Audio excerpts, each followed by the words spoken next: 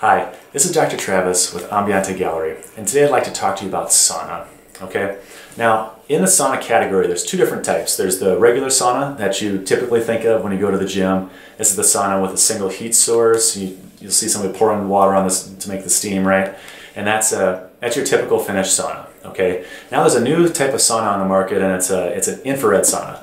Infrared saunas have benefits to them that you can have them at home. They're a little cheaper. They're also not as big of a fire risk as some of the individual heat source if you were to create your own at home. And you can stay in them longer because the maximum amount of heat that's produced inside an infrared sauna typically doesn't get above 170, and its kind of sweet spot is between 145 and 170.